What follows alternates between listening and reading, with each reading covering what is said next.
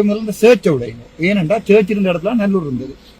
என்ன சாமானத்தோட ஜெயிலுக்கு போன பம்மலா விம்மலா என்னடா சொல்றாரு செம்மல் ஜெயிலுக்கு போன செம்மல் நாளை போஸ்ட் போட்டு கொண்டு டிக்டாக் போட போகுது. நானும் ஜெயிலுக்கு போனேன். இப்ப சிறியரனை போய் உடைக்க மிச்ச ஜனத்தை வீட்டை போக சொல்லி போட்டு நானும் சிறியரனும் போய் உடைக்கிறோம். வேற சொல்லுங்க 2 பேரையும் அரெஸ்ட் பண்ணுவாங்க. எனக்கு பழக்கம் பிச்சைக்காரனோட புண் மாதிரி எந்த நேரம் வந்து இதுல குளாடி கொண்டிருக்கிறீங்க. நல்லூர்ந்த கருவறைக்கு உள்ளுக்குள்ள ஒரு முஸ்லீம் சமாதி ஒன்று இருக்கிறார் சார். இதுல சில்லறதனமான அரசியல் நடக்குது. இல்ல சிறியரன் வந்து நிற்கிற வெக்க கிடையனண்டா தமிழ் ஜனத்தை சும்மா உசுப்பேத்தி நல்லூரை உடைக்க போறோம் ஒருத்தன் வந்துட்டா அந்த முஸ்லீம்ல ஒரு 50 பேர் வந்து ஆர்வனையா பேசாம இருப்பீங்களா? நீங்க இடைக்குள்ள இருக்கிறதுக்கு பின்பகம் பருப்புல சொறி மாதிரி அரவசலையும் போவான். இப்படி குழப்பறதால இப்ப நீ இப்ப கத்தி போட்டு குளறி இப்ப ஜெயிலுக்குள்ள போறதால இப்ப யார போயிடுமா? சும்மா ஒரு நுழைஜுக்கு அணி கேட்கிறேன். போக மாட்டேன் கத்து தானே 5 பேரை அரெஸ்ட் பண்ணியாச்சாம். 5 பேரும் பிரதேச மெம்பர்ஸாம். ஏற்கனவே கோர்ட் ஆர்டர் கொடுத்துருக்குறாம். அது அந்த ரோட்டுக்காரங்களை வரையிலாண்டு கோர்ட் ஆர்டர் கொடுத்துருக்காமன்னு சொல்றாங்க. ஸோ நீதிமன்றத்தின் ஆர்டரை அவமதிச்சா ஃப்ரெண்டம் ஆஃப் கோர்ட் என்றால் அதர்ச கணக்காக உள்ளுக்குள்ள போக வேண்டி வரும். அப்போ நீதிமன்ற இது அவங்க எடுத்து வந்திருக்காங்க அப்படின்னா நாங்கள் நீதிமன்றத்தில் போய் திருப்பி ஒரு அப்பீல் ஒன்று போட்டு மோஷன்கிட்ட போட்டிருக்கோம். அப்படி ஆகுது மோஷன்கிட்ட போட்டு எடுத்து கொண்டு வந்திருக்கலாம். அதுவும் இல்லை உண்டு. நான் போலீஸார்கிட்ட பொதுமக்கள் யாராவது அரெஸ்ட் பண்ணியிருப்பீங்களாண்டு ஒரு பொதுமக்களும் அரெஸ்ட் பண்ணப்படல. எல்லாமே அரசியல்வாதிகள் தான் அரெஸ்ட் பண்ணப்பட்டிருக்கலாம். 2வது இப்போ அவர் இல்லை அஸ்கிரியில் இவங்க இந்த புத்தவியாரையினுடைய புத்த பௌத்தபிக்கு இன்றைக்கு கொழும்பு போயிருக்கார். அவருக்கு மேலதிக பதவி கொடுக்கப்படுதுன்னு சொல்லி மீடியாவில் நீங்கள் எல்லாம் போட்டிருப்பீங்க. நான் அது வளமையாகவே கொடுக்குறது தானா என்று சொல்லியிருக்காரு. அவர் இருந்தால் அவரோட வந்து கதைச்சி அவர்கிட்ட கோல் பண்ணி இந்த 5 பேர்ட்ட வழக்கையும் எடுப்போம் தான் நான் பார்த்தேன். நான் அதுக்கு இதை விரும்ப மாட்டேன். நம்ம இவ பொலிட்டிஷியன் தானே இவை நான் கதைக்கிறேன். அவை நான் ஜெயிலுக்குள்ள போய் ஒரு 4 நாளைக்கு இருந்துட்டு வந்தால் தான் தெரியும். என்ன நான் அதை எப்படி பார்க்குறேன்னு சொன்னால் கஷ்டப்பட்டு போய் அங்கே அஸ்கிரிய பீடத்துலையும் கதைச்சி மகாநாயக்க பீடத்துலையும் கதைச்சி மல்பத்து மகாநாயகத்தையும் கதைச்சி ஜனாதிபதியை கூப்பிட்டு இந்த விடயம் தொடர்பாக கதைச்சி முடிக்கிறேன்னு சொன்ன பிறகு கூட இன்றைக்கு வந்து இதில் போராட்டங்களை செய்து இதில் ரோட்டை பிளாக் பண்ணி என்ன பொறுத்த வரைக்கும் ரோட்டை பிளாக் பண்ணினாலும் ஒரு விதம் இல்லை. அது கோர்ட் ஆர்டர் தந்தா பிறகு பிளாக் பண்ணது இன்னும் பெரிய பிரச்சனை. இப்போ நல்லூருக்கு முன்னால் 250 சிங்களவர் வந்து நல்லூருக்கு போகிறத தடுத்து போராட்டம் செய்தால் நீங்கள் என்ன செய்வீங்க? அதுதான் என்னுடைய கேள்வி. நான் நினைக்கிறேன் நான் அது பொதுமக்கள் இருந்தால் கெஞ்சி கூத்தாடி எடுத்து விட மட்டும் தான் பார்த்துருக்கேன். பொதுமக்கள் ஒருத்தர் அரெஸ்ட் பண்ணி போகிறேன். நான் போகிறேன் இன்றைக்கு சிறிதரன் எம்பியும் வந்து நான் கேட்டு பார்த்தேன். இப்போ உள்ளுக்குள்ள என்ன மாதிரியான நிலைமை இருக்குது? இப்போ என்ன போலீஸ் சொல்லிடும் அங்கே வளமையாகவே இந்த பௌத்த கோயிலில் வந்து உள்ளுக்குள்ள பௌத்த பிக்கு மேலே ஒருத்தர் இருக்கிற ஒரு ஆள் தான் இருக்கிறவர். அவரை விட வேறு ஒருத்தரையும் நான் கண்டதான் ஞாபகம் இல்லை எனக்கு. மற்ற பஞ்சாலைகளுக்கு போனீங்கன்னா பெரிய அகலம் சின்ன அகலம் இருக்கணும். சின்ன பௌத்த பிக்கு மேலே இருக்கணும். இது இல்லை இதில் ஒருத்தரும் இல்லை. அதெல்லாம் குழம்பு போயிடணும்னு நினைக்கிறேன். இப்போ நீங்கள் அதில் போய் உடைக்காமல் கொள்ளாமல் உடைச்சா கொண்டாலாம் நாட்டில் பெரிய பிரச்சனை வேறு. நீங்கள் சும்மா போய் ஒரு கேட்டு உடைச்சி போட்டு வந்தால் அவங்க கொளுத்துவாங்க தெற்கில். ஆகவே அதை பாதுகாக்கிற அளவில் தான் என்ன பொறுத்த வரைக்கும் தெரியும். நல்லூரும் இந்த சட்ட விகாரம் உண்டு. இது இந்து அது அங்கே நல்லூர் வந்து இந்து கோயில். அது சட்ட ரீதியாக 1800ஆம் ஆண்டு நல்லூர் அந்த இடத்துல இருக்குல்ல உங்களுக்கு தெரியும் தானே. நல்லூர் இருந்தது வந்து இப்போ சங்கிலியன் கிட்டு பூங்காக்கு அங்காள இருக்கிற இடத்துல சர்ச் இருக்கு தானே. சர்ச்சில் இருந்தால் நல்லூர்ல இருந்தது. உங்களுக்கு அப்படி நீங்கள் பெரிய சட்டம் கதைக்கிறேன்டா போய் முதல்ல இந்த சர்ச்சை விடைங்க. ஏனென்றா சர்ச் இருந்த இடத்துல நல்லூர் இருந்தது. கோட்டை கட்டினது இல்லை. இந்த கல்லுகளை மனித சங்கிலியா நல்லூர்ல இருந்து கோட்டை வரைக்கும் ஒவ்வொருத்தனை வச்சு கல்லை பாஸ் பண்ணி தான் அந்த கோட்டை கட்டினது. நாங்கள் எங்க உடைக்க ஆரம்பிக்க மாட்டோம். முதல்ல அந்த கோட்டையை உடைக்கணும். 2வது போய் அந்த கிறிஸ்தவ தேவாலயத்தை உடைக்கணும். அந்த கிறிஸ்தவ தேவாலயம் கட்டின இடம் தான் ஒரிஜினல் நல்லூர் கோயில் இருந்த இடம். அதை உடைக்கும். உடைச்சு போட்டு தான் இங்கே இதை பற்றி கதைக்கும். இன்னொரு விஷயத்தை உங்களுக்கு சொல்றேன்.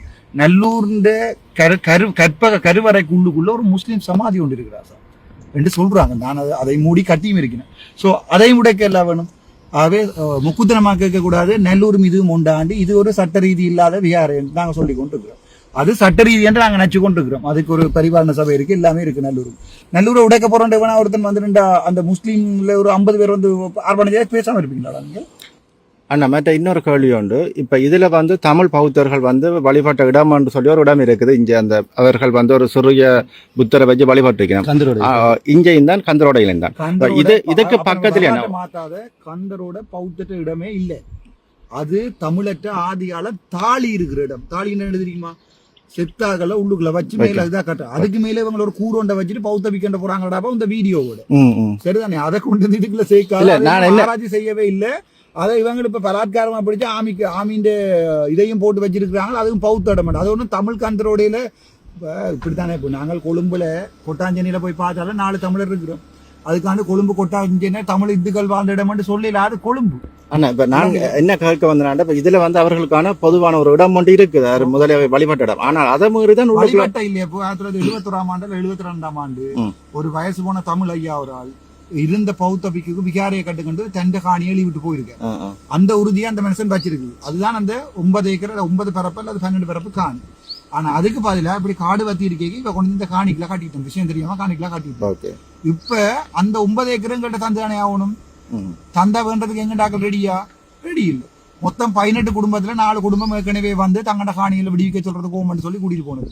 மிச்சம் 16 பேர்ல ஒருத்தருடையும் ஒரிஜினல் உப்பு வர ஃப்ரீயா லோயர் தரலாமடாப்பா உங்களுக்கு 5% நீங்க காசு எல்லாம் அளிக்க வேண்டாம் உங்களுக்கு நாங்கள் வழக்கு போடுறோம் லோயர் ஃப்ரீயா தரலாம் உங்களுக்கு 6 ஒரு ஆள் வாரீங்களா உண்டு எல்லாமே பேர் அந்த வெளிப்படுத்தல் ஒப்பந்த ஒன்றை வச்சு கொண்டு தான் இருக்கிறேன் வெளிப்படுத்தல் ஒப்பு சட்ட ரீதியா செல்லுபடியா தெரியும் தானே உங்களுக்கு வெளிப்படுத்தல் ஒப்பந்தா என்ன உங்களுடைய அப்பா அம்மாண்ட காணியை நான் வந்து நீங்க வெளிநாடு போயிட்டீங்கன்னு வைங்க பரம்பில் ஒருத்தரும் இல்லைன்னு கொஞ்ச நாளைக்கு குப்பையை போட்டு எரிச்சு போட்டு சொல்ல நான் இதை மெயின்டைன் பண்ணி நான் 10 வருஷம் போட்டு தேச வளர்ச்சி சட்டத்தில் வெளிப்படுத்தல் ஒப்ப முடிக்கிறது இந்த காணி இவ்வளவு ஆளை நான் பராமரிச்சுன்னா இது என்னுடைய காணி ரெண்டைக்கு ஒரிஜினல் காணிக்காரன் வாரான வீட்டை போகணும் அவ்வளவுதான் சரிதானே ஆகவே வெளிப்படுத்தல் ஒப்புகளை வச்சுக்கொண்டு நாங்கள் இங்கே ஒன்றுமே செய்யலாம் உண்மையான இது இருந்தா வாங்க நாங்கள் வழக்கு போறோம்னு சொல்றோம் நாங்கள் அப்படி உண்மையான உப்பு இருந்தாடாப்ப நாங்கள் காணியை வேண்டி தர மட்டும் சொல்றோம் அதுக்காண்டி அந்த விகாரை இருக்கிற அந்த விகாரையை கிளப்பிட்டு போடலாது தானே இதுல சில்லறதனமான அரசியல் நடக்குது இல்ல சிறியரணம் வந்து நிற்கிற வெக்க கேடுன்னா தமிழ் ஜனத்தை சும்மா உசுப்பேத்தி இப்ப சிறியரணை போய் உடைக்க சொல்ல மிச்ச ஜனத்தை வீட்டை போய் சொல்லி போட்டு நானும் சிறியரணம் போய் உடைக்கிறோம் வேற சொல்லுங்க 2 பேரையும் அரெஸ்ட் பண்ணுவாங்க எனக்கு பழக்கம் நான் 19 நாள் ஜெயில இருந்தேன் தானே நான் அப்படியே இருந்துட்டு வருவேன் சிறியரணையும் வர சொல்லுங்க மற்றதானே இது தொடர்பாக நீங்கள் பாராளுமன்றத்தில் கதைக்கிறது ஜனாதிபதியோட கதைச்சது 15 நாளைக்குள்ள அஸ்கிரிய மல்பத்து பீடம் 2ம் சேர்ந்து ஜனாதிபதியை கூப்பிட்டு இதுக்கு முடிவெடுக்கணும்னு சொல்லி அப்ப என்ன கேட்டவே தமிழ் தரப்புல யார வேற போறீங்க வளமை எங்க பொலிட்டிஷியன் பெறுவீங்க இப்போ போய் குழப்பராணி வேலை சிறியரணும் கயந்திர மாதிரி தான் அதுக்கு முன்னுக்கு நிப்பினோம் நாங்கள் தான் போக மட்டும் நான் அந்த மாதிரி சில்லறதனமான மீட்டிங்களுக்கு எல்லாம் வரையில முடிச்சு வாங்கிக்கோ அப்படியா அவ்வளவுதான் நான் சொன்னேன் சார் இது ஒரு சில்லறதனமான வேலை அணுகுல ஒரு பிரேச சபைக்கு குடும்பத்தில் 5 பேர் இருக்கு தானே பிரேச உறுப்பினருக்கு இருந்த 30 பேருக்கு 150 பேர் ஆகிட்டு போட ஆடி இருக்கணும் பிள்ளை குட்டியெல்லாம் கூட்டிக்கணும் வந்து என்ன பிரேச உறுப்பினருக்கா மட்டும்தான் வந்து மேனேஜ் பிள்ளைகள் வரையிலாது போராடுறேன்டா அடி இப்ப இப்படி குழப்புறதால இப்ப நீ இப்ப கத்தி போட்டு குளறி இப்ப ஜெயிலுக்குள்ள போறதால இந்த யார போயிடுமா சும்மா ஒரு நுழைஞ்சுக்காண்டி கேட்கிறேன் போக மாட்டேன் வந்து கத்து தானே ஒன்றுமே நடக்காது சட்ட ரீதி இல்லாத விகாரைய சட்ட ரீதி இல்லாம உடைக்கலுமா உங்களால நான் சும்மா ஒரு நுழைஞ்சுக்காக கேட்கிறேன் அந்த விகாரம் 100% சட்ட ரீதி இல்லாத விகாரம் அதை உடைக்கலுமா அதுவும் ஒரு சட்ட ரீதி இல்லாத வேலை அப்ப அதுக்கு சட்டத்தை பாதிக்கும் வழக்கு போறதுக்கு யார் வாரீங்க ஒருத்தரும் வரையும் யார்கிட்ட உறுதி இருக்கு ஒருத்தரும் இல்லை பிடிச்சி உள்ளிட்டு போய் இந்த 5 பேரை உள்ள கூட்டிட்டு போயிடாலும் சரியான கவலை எனக்கு யாரோ சொன்ன ஓட இருக்கு கயந்திரமார் பொண்ணமெல்லாம் இப்ப இந்தியாவில் ஆமக்கறி சாப்பிட்டோன்னு இருப்பேன் சரிதானே ஆனா இங்க இந்த 5 தான் போகுது இன்றைக்கு ஒரு நாளைக்கு நானும் பாராளுமன்ற உறுப்பினர் நினைச்சுக்கொண்டு நானும் மாநசபை உறுப்பினர் நினைச்சுக்கொண்டு இந்த 5 இப்ப நான் ஜெயிலுக்கு போன என்ன சாமானத்தோட ஜெயிலுக்கு போன பம்மலா விம்மலா என்னடா சொல்றது செம்மல் ஜெயிலுக்கு போன செம்மல் நாளைக்கு போஸ்ட் போட்டு கொண்டு டிக்டாக் போட போகுது நானும் ஜெயிலுக்கு போனேன் அப்படியே போலீஸ்கார சும்மா நின்றா அவன் மூக்க தொட்டாவன் அடிச்சு உள்ள ஓடுவான் தானே அது வெற்றி இல்லை ஏதாவது சனத்துக்கு பிரியோசனமான ஒன்றுக்கு போயிருக்கணும் முள்ளுக்கு இல்லை என்ன செஞ்சவன் சொல்லும் போது இப்ப 20 வருஷமா கேந்திர மாதிரி இருக்கிறார் இந்த இதுல சிறிதரன் 10 வருஷம் 15 வருஷமா இருக்கிறார் அப்ப எல்லாம் கண்ணுக்கு தெரியல அந்த வியார இவங்களுக்கு இந்த அரசியல் இருக்கிறவங்களுக்கு உண்டு தமிழ் இளம் போராடினவங்களுக்கு செத்து போனாங்க மண்ணுக்குள்ள போயிட்டா கை கால் இல்லாம இருக்கிறாங்க கண் இல்லாம இருக்கிறார்கள்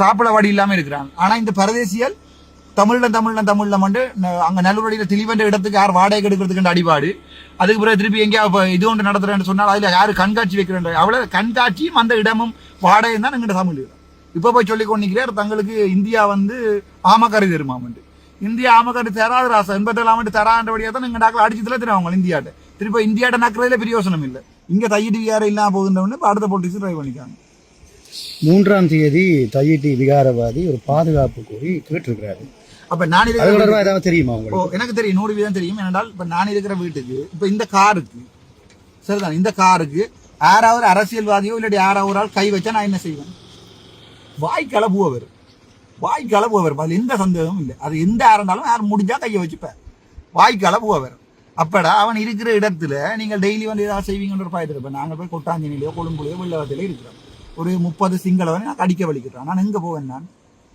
போலீஸ்காரன் தான் போய் பாதுகாப்பு கேட்பேன். பாதுகாப்பு கேட்டு அதை பெருசாகி அனுர அரசாங்கத்துக்கும் வேணும் இந்த இப்படி கொண்டு புகஞ்சு கொண்டிருக்கிறது தான். இவ்வளோ யாருக்குமே இப்போ பிரச்சனையை முடிக்க ஒருத்தருமே பொண்ணுக்கும் எனக்கு பழக்கம், பொண்ணுக்கும் மருந்து கட்டி எனக்கு சொரிஞ்சு பழக்கம். சரிதானே? வார எல்லா பேஷண்ட்டை புண்ணையும் சொரிஞ்சு விட்டுட்டு அடுத்த முறை கொண்டு வந்து காட்டுங்க, இன்னும் கொஞ்சம் சொரிஞ்சு அந்த நாய்வியலை நான் பார்க்குறேன். நான் வார சனத்தை சொல்றது டயபெட்டிக் இருக்கா, டயபெட்டிக்கை மாற்றி போட்டு மருந்து குடிச்சு போட்டு புண்ணை காயத்தை மாற்றண்டா தான் எனக்கு பழக்கம். பிச்சைக்காரோட புண் மாதிரி எந்த நேரம் வந்து இதில் குளறி கொண்டிருக்கிறீங்க? வாங்க வழக்கு போடுவோம்ண்டா இயலாது. சரி, ஜனாதிபதி போய் கதைப்போம்ண்டா இயலாது. ஒரு என்பிபி பாராளுமன்ற உறுப்பினரும் இங்கே இல்லை. வலியாமத்தில் வாக்கு வேண்டினது யாரு? என்பிபி. நாங்கள் வலியாமத்தில் வேண்டினாங்க. எங்களுக்கு வாக்கு போடுறது தென்மராட்சி ஜனமும் இங்கால தீவு பார்க்க ஜனமும் தான்.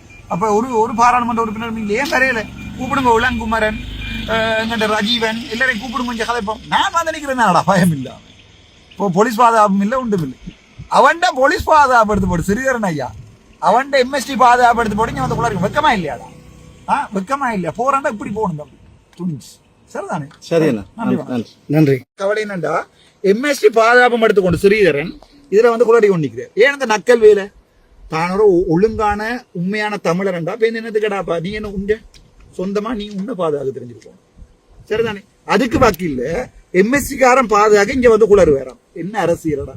சிங்களவன் ஒருத்தன் அவரை பாதுகாக்க அவர் இங்க வந்து குளறு வேறாம். என்ன அரசியல் இது? இன்னொரு அரசியல். இவரோட தமிழ் படிக்கணும் பிடிச்சி எம்எஸ்டியா போட்டுருக்கலாம் தானே? தனக்கு பொறுப்பா தனக்கு தெரிஞ்ச ஒருத்தனை கூட்டிக்கொண்டே காலத்துல ட்ரைனிங் எடுத்து போட்டு தமிழ் ஒருத்தனை வச்சிருக்கலாம் தானே? என்னத்துக்கு சிங்களவன் தான் வந்து உங்களை பாதுகாக்கவும் வேணும், இங்க வந்து குளரவும் வேணும். 10 நிமிஷம் குளறுனா 1 மந்த்துக்கு அது கொஞ்ச நாளைக்கு ஓடும். சில்லற அரசியல் நான் செய்யணும் சொல்லுங்களாப்பா? கஷ்டப்பட்டு ஒவ்வொருத்தட்டு இந்த நாட்டுல அடிபட்டு தமிழீழ மண்டை ஒன்றை கொண்டு வந்து 3 இதையும் கொண்டு வந்து கடற்படை, வான்படை, இதுபடை, கரும்புலி படைன்னு எல்லாத்தையும் கொண்டு வந்து நீதிமன்றத்தை கொண்டு வந்து போலீஸாரை கொண்டு வந்து எல்லாத்தையும் கொண்டந்தும் அடிச்சு துவைச்சு கொண்டே முள்ளி வாய்க்கால புதைச்சி எரிச்சு சாம்பலாக்கி வச்சிருக்காங்க. பேந்தும் இருக்கிற மிச்சம் இருக்கிற சனத்தையும் கொண்டே அடிச்சு துவைக்குவாடா. இந்த வீடியோல கத்திக்குளர்ல 60 பேர் அசைலம் அடிப்பேன். நீ வேணுமெண்டா இருந்து பேர். இந்த வீடியோவில் கத்திக்குளர்றாக்கள், சிறுகரனோட செல்ஃபி எடுத்தாக்கள், மற்றது யாரு கந்திரமாண்டு வேற யார் நின்றவங்க, சுவாசோட நின்றாக்கள், தையிடிவி அறைக்கு போராடினா போலீசாரங்களை விசாரணை கூப்பிட்டு இருக்காங்க. இந்த 5 பேரும் அசைலம் அடிப்பாங்க. வேணுமெண்டே இருந்துவேன். என்னோட அசைலம் கேட்பாங்க. 10 லட்சம் தாரம், 15 லட்சம் கடிதம் தாரம். நான் சிறுகரன்ட்ட போய் வேணுங்க அல்லது கந்திரமாட்ட வேணுங்க. அப்படி அசைலத்துக்கும் இந்த பிச்சைக்கார நாய் வேலைக்கு தான் வந்து இதில் போராடி கொண்டிருக்கா. தயவு செய்து நாய் வேலை பார்க்க வேணான்னு சொல்லு. அங்க இருக்கிற சிங்களவன் கொதிப்பான். அதால எங்களுக்கு என்ன நடக்க மாட்டா, வடக்கு மாநிலத்துக்கு வர ஸ்விம்மிங் பூல் இல்லாம போகும். ஏதோ ஒரு அபிவிருத்தியை கேட்டு அடிபடுங்கோன்றா.